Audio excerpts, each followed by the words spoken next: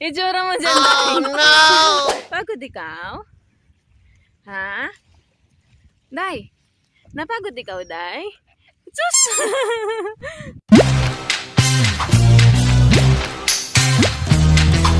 Good morning mga guys! Hindi na ako nakapag-vlog kanina kasi ang dami namin dalang mga aso. Naligo sila sa dagat. Short video lang to. Short vlog.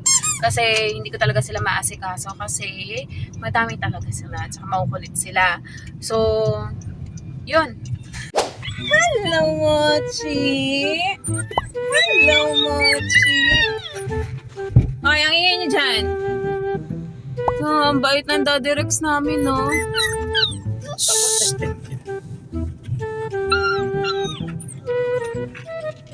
Hello, baby boy! Takot sa sasakyan! Si Daddy Rex. Sabi mo, Daddy Rex. Ay, Daddy Rex si Daddy Draco. Sorry, man. Bagong gising pa. Hello, Mochi! Oh! Careful! Hello, Mochi! Ay! Ang aga-aga. Kung ano-ano kinakain mo. Come na, come. Acha, go, there.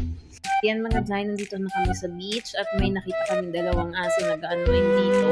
Bali naging friends yun ng mga jobs namin. Tignan nyo, enjoy na enjoy sila, oh.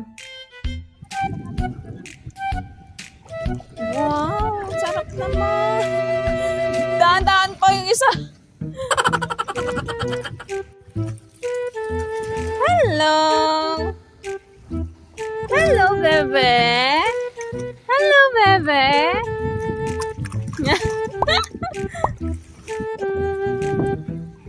Doon sa malayo.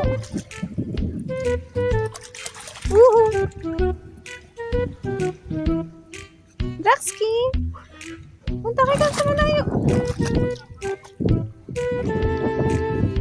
Sige, langoy ikaw. Langoy.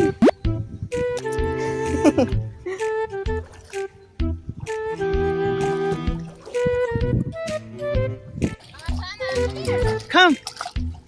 Ayan! Tulo na!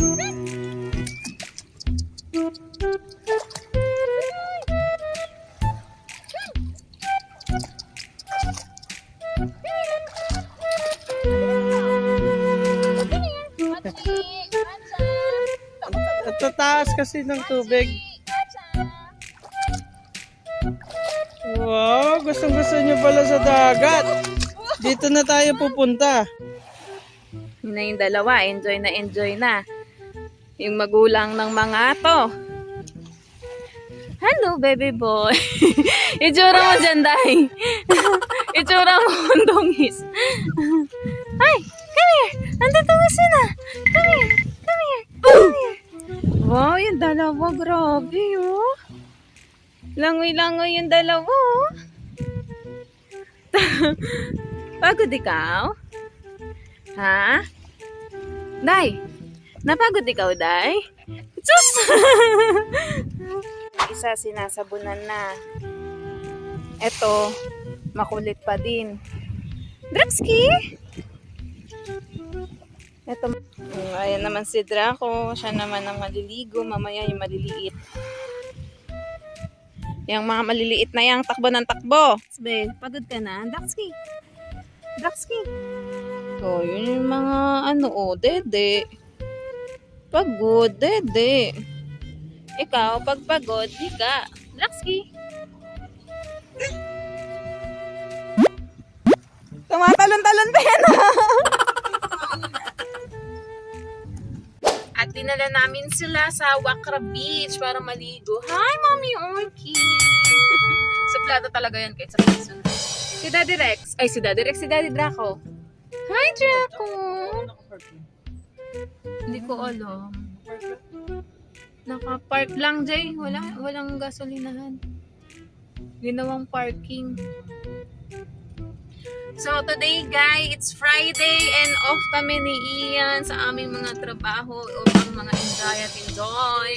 So, time check, alas 8 na, pero sobrang init na. Ewan ko ba, ano na ba ngayon, October? Pero hindi pa rin naglalamig dito sa Qatar. Before kasi mga sasapit ng bare month, start na silang magtaglamig. Pero ngayon medyo mainit-init pa. Pero hindi na yung sobrang init na talagang yung katulad ng normal temperature ng Qatar. So, yung mga ilang months, maglalamig na rin siguro. So, pauwi na kami! Yay! Mga bagong ligo yung mga yan. At ito din, naligo din ng wala sa oras. So, ngayon naghahanap kami ng McDo para bumili ng pang-almusal. Tapos, bilan din tong mga nuggets. Parang anak lang ni Melay, no? Thank you, Mama! You know that I love chicken nuggets! So, yun.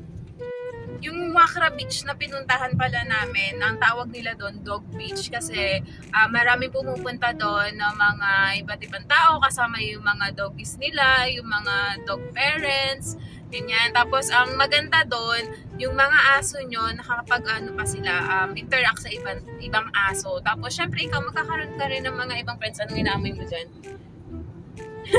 Ikaw, syempre, magkakaroon ka rin ng mga ibang friends kasi syempre, mga nakakachika mo rin sila. Tatanong nila, uy, anong shampoo niya? Anong pinapakain mo sa kanya? Ganyan. Tapos, kukuha na kayo, syempre, ng mobile number, ganyan.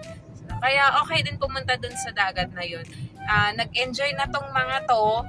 At syempre, nagkaroon ka pa ng mga bagong kaibigan. So guys, yung mga nandito sa Doha, Qatar, palidaan natin. Abay, na-interrupt ako. So guys, yung mga nakatira dito sa Doha, Qatar na may mga puppies, may mga aso, mga fur parents, punta kayo sa Wakra Beach, pero parang halos lahat naman alam nila yon. So yung mga iba at bago pa lang, punta kayo sa Wakra Beach, maganda, at saka magkakaroon kayo ng mga bagong kakilala. Ito ang unang kabit ni Ian. Alam mo nyo ba, dati, nung bago pa lang sa amin to si Mami Orky, talaga naman, ako na nag-a-adjust. Siya yung nandito sa upuan sa harapan, ako sa likod. Diba? Ito yung unang babae ni Ian eh.